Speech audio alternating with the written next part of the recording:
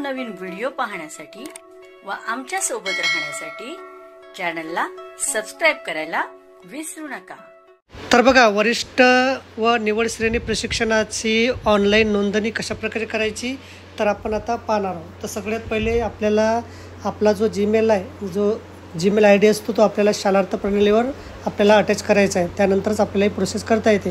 ज्यांचा Gmail Shalarth आयडीला update नाही त्यांना हे ऑनलाईन नोंदणी करता येत नाही। तर सर्वप्रथम आपण आपला जीमेल आयडी आहे तो शालार्थ प्रणालीला शालार्थ प्रणालीला अटॅच करा।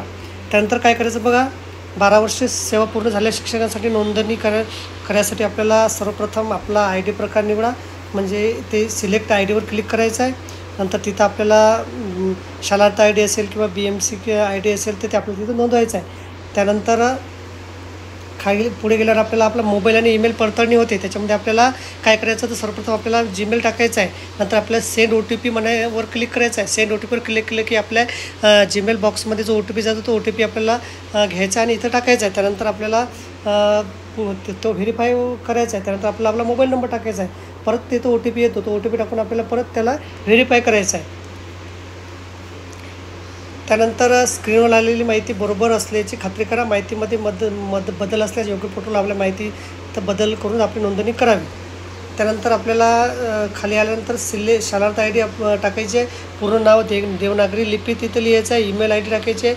पदनाम डेजिग्नेशन टाकायचं आहे। विद्यार्थी क्रमांक टाकायचा, शाळेचा शैक्षणिक अर्थ टाकायचे आहे, शाळेचं नाव टाकायचं आहे। त्यानंतर इकडे पूर्ण नाव इंग्रजीत टाकायचं आहे। मोबाईल नंबर टाकायचा आहे। जन्मदिनांक बर्थडे टाकायचे, नियुक्तीचा दिनांक, जिल्हा, व्यवसायकर्ता, व्यवस्थापन, मॅनेजमेंट टाकायचं आहे। आता मार्फत मराठीमध्ये नोंदवल्या जाणाऱ्या माहितीच्या आधारे आपले प्रमाणपत्र प्रदान केले जाणार असल्यामुळे इंग्रजी आणि मराठीमधील माहिती अचूक असल्याची खात्री करा। म्हणजे आपल्याला सर्टिफिकेट मराठीमध्ये येते, त्यामुळे आपल्याला मराठी माहिती अचूक नोंदवायची आहे। त्यानंतर इथं आपल्या शाळेचं नाव देवनागरी लिपीत लिहायचं आहे। प्रशिक्षण साहित्य कोणत्या भाषेत हवे ते आपल्याला सिलेक्ट करायचं आहे। नंतर आपण पात्र असणाऱ्या प्रशिक्षण गटाची निवड करा। प्राथमिक गट आहे की माध्यमिक गट आहे की उच्च माध्यमिक ते आपल्याला सिलेक्ट करायचं आहे। त्यानंतर वरीलप्रमाणे आपली नमूद वैयक्तिक माहितीमध्ये काही बदल असल्यास त्या प्रणालीतील आपली माहिती अद्ययावत करून नोंदणी करावी। वरीलप्रमाणे नमूद केलेली माहिती मी तपासली असून मला मान्य आहे अशा प्रकारे आपल्याला करायचं आहे। त्यानंतर आपण कार्यरत असलेल्या शाळेचे नाव देवनागरीत नोंदवूया। नंतर आपलं पे अँड सेव्हवर क्लिक करायचं आहे। वरीलपैकी 4 आपण पात्र असणाऱ्या प्रशिक्षण गटाची निवड करा। प्रशिक्षण साहित्याची भाषा निवडा। त्यानंतर आपण आपल्या माहितीची खात्री करून चेकबॉक्सवर क्लिक करा आणि शुल्क भरण्यासाठी आपल्याला इथं पे अँड सेव्हवर क्लिक करायचं आहे।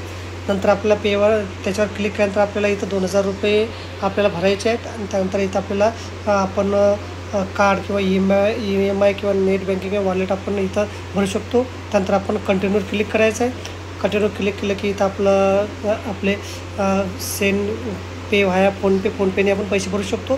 त्यानंतर आपण डन केलं की इथं आपल्याला आपली प्रोसेस पेमेंट सक्सेसफुल होऊन जाते।